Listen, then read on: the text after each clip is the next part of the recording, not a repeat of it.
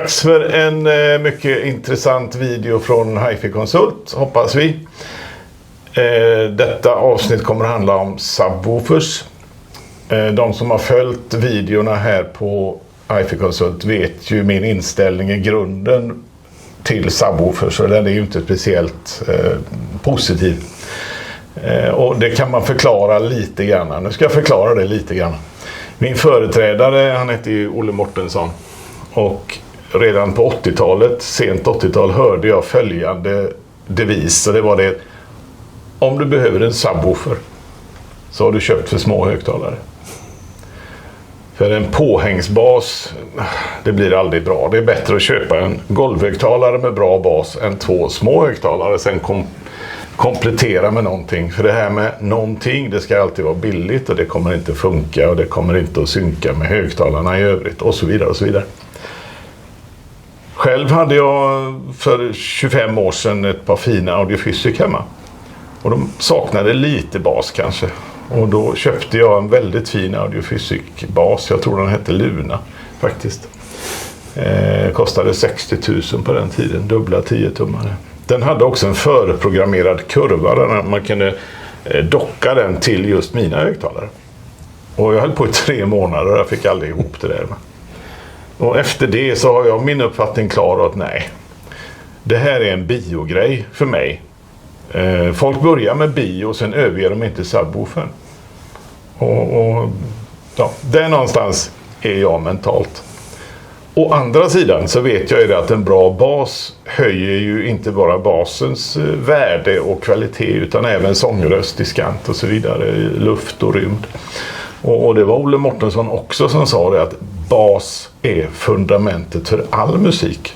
Och exemplet man brukar ta då är en livescen, ett operahus, det står en sångerska, inga instrument. Det kommer att låta bättre om all bas är på plats. Nu ringer det mitt i alltihopa. Jaha. Vad gör man då? Det är ju en kund. Ja, jag måste tänkte man ta samma. det?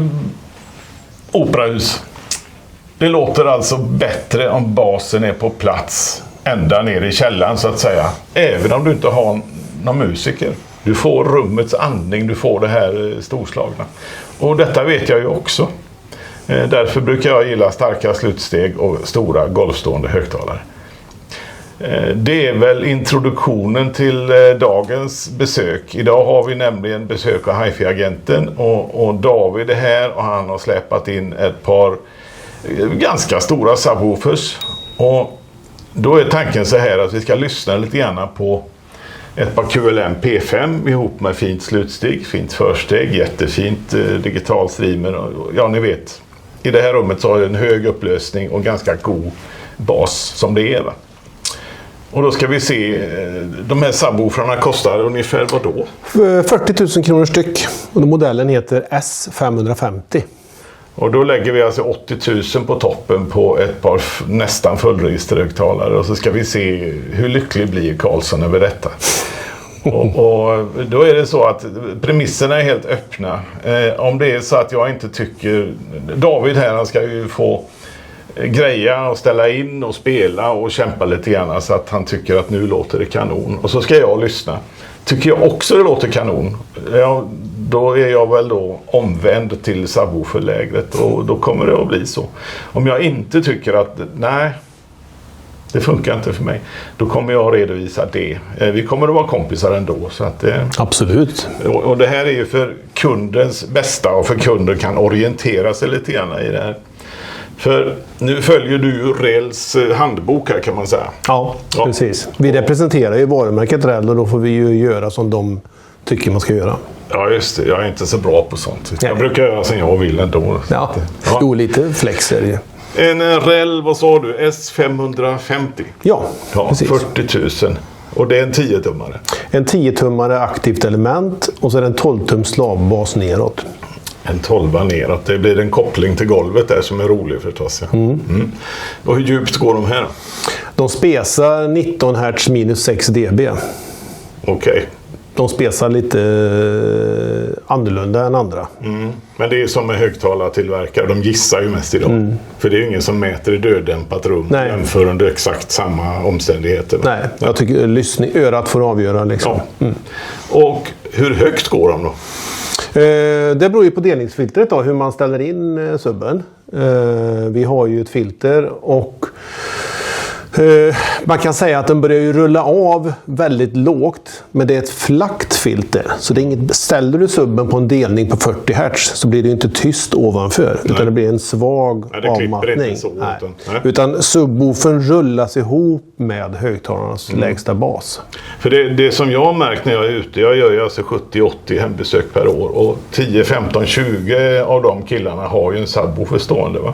Och du hör den alltid och den är alltid ställd för högt i någon mening, alltså i volym för högt. Va? Och en högtalare som P5 som går ner till, det här rummet ger inte mycket lägre än 30 Hz, 32 kanske. Teoretiskt då så ska man ju ha den att rulla av just kanske 40-45. Går det? Ja, du kan dela jättelågt med de här. Och det är det vi gör nu. Vi delar ju under 30 Hz. Okay. Men där har vi inte sagt att de slutar spela. Utan då börjar avrullningen. Sen REL rekommenderar ju att man kör högnivåkablar. Och nu har vi ett balanserat slutsteg från Acoustic Arts här. Och då kan man inte koppla rätt på högtalarterminalerna, både plus och minus. Nej, utan du precis. kör minusen på chassijord på förstärkaren. Antingen en RCA-jord eller en chassijord i någon form. I och med att på ett äkta balanserat slutsteg så finns det ju ingen jord på högtalarterminalen. Och då händer det tråkiga saker. Då kan det brinna. Ja. Då REL är kass, det bara brinner. Eller så brinner slutsteget, eller så händer ingenting. Så är det. Och vad är poängen med det då? Poängen med högnivån är egentligen att man vill att subwoofer ska få samma signal som högtalaren. Så att i alla tvåkanals- och hembiosystem där frontarna är full range så kan man hänga på högnivåkabeln. Och det är egentligen för att få den här lilla finliret, timingen och liksom samma signal för att helt enkelt integrera lättare. Och i en REL så finns det en väldig massa sån här DSP och signalprocessing, eller? Nej, det finns ingen sån. Utan det är ett digitalt slutsteg för att kunna ge rätt så mycket watt utan att dra så mycket ström och uppfylla krav och så vidare. Men själva filter och allt sånt är analogt. Och fasen är analog, 0 eller 180 grader. Det finns liksom ingen aktiv fasjustering. Och det finns ju naturligtvis en tanke bakom detta då? Ja, att det ska låta musik.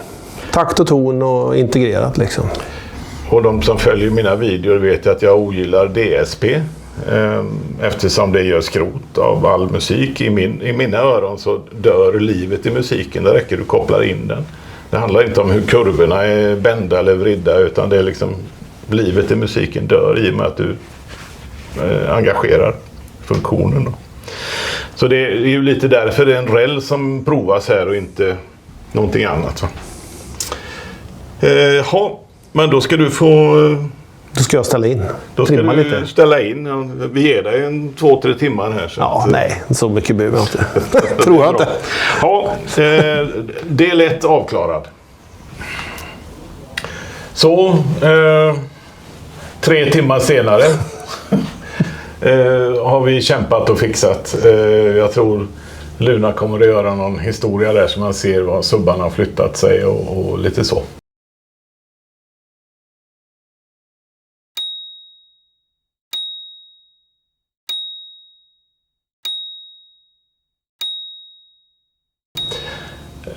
Och vi har provat med olika placering, vi har provat med olika delningsfrekvenser, vi har kört subbarna så de knappt viskar och vi har kört dem så att de hörs mycket tydligt och det är mycket lärorikt. Jag som åker runt i land och rike runt och knör högtalare hela dagarna, jag inser ju att ska man få till det här med subwoofers så är det precis samma sak. Fast förmodligen ännu svårare då. Dagen slutar i att just den här lösningen som vi har här är helt enkelt inte bra nog. Men jag är väl positivt överraskad över att det lät så pass bra det gjorde. Och jag har också hört det där när du får basfundamentet lite större. Då ökar rymden i inspelningarna. Djup och bredd. Ja, djup och bredd och allt detta. Det blir lite roligare. Och på en del inspelningar. Och på andra inspelningar så tar subbarna ner lite av magin och det sista är upplösningen. För det blir någonting där som inte funkar riktigt. Sen detta rummet är också sånt så att det behövs nog en ännu värre, bättre subwoofer som blir tvångsstyr då. Större. Större, bättre, mera kanoner. Ja. För det är konstigt det här rummet. Det fanns inget vid 30 Hz och neråt. Nej, 30 och neråt så ger det sig helt. Och då behöver vi nog en subwoofer som har en egen hjärna och kan mäta och så vidare. Som inte blandar sig i högtalarnas register. Så det är väl dagens sammanfattning. Vad tyckte du? Ja, jag är positivt överraskad över att du är så positiv. Ja. Jag var ju lite förberedd på att i och med att jag har gjort det känd liksom, för att vara lite subwooferhatare så känns det ändå som en rejäl vinst att du ändå tyckte att det var rätt bra. Det blir en del 2 på detta och då tackar vi Hi-Fi-agenten och David som har kommit här och slitit och kämpat och krupet och buret. Lite gympass. Och Karlsson har suttit i stolen och pekat och dirigerat och mer och mindre och så vidare. Så att, tack Hi-Fi-agenten. Ja, tack själv. Det har varit väldigt trevligt. På återseende. Tack så mycket. Och tack för att ni tittar. Så, vi gör en liten avslutning på den här subwoofer del 1. Vi har hunnit smälta våra intryck lite grann. Och vi tittade på den här videon som vi hade gjort och som ni just har sett. Och tyckte att mycket prat och väldigt lite information i vad det hela handlar om och varför kom vi inte hela vägen och så vidare. Och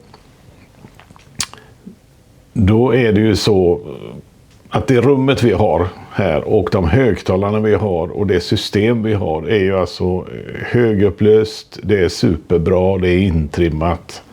Det gick inte att komma med 40 000 kronor subbar och få det att tillföra något positivt egentligen. Och på det sättet, jag vill inte dissa Rell på något vis. Och en del musik var ju roligare att lyssna på. Det är bra tryck i basen där. Men som ni vet så är jag lite mer renlärig då. Hi-Fi är någonting som ska avnjutas precis så som det var tänkt när de spelade in det.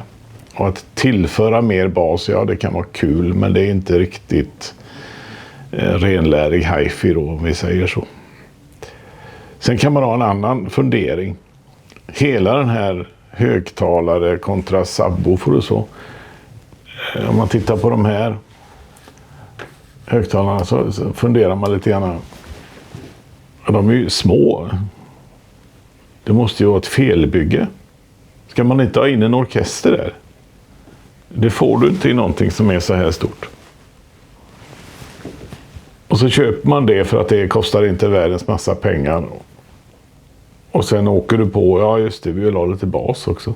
Och då ska man köpa subwoofers, biosubbar. Köp en riktig högtalare istället. Som står på golvet.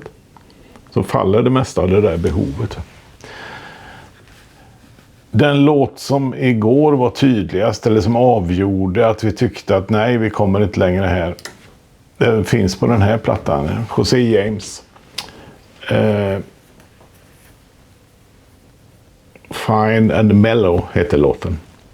Och den börjar med en kontrabas som är väldigt melodisk, väldigt tydlig, och du hör strängen, du hör fingrarna.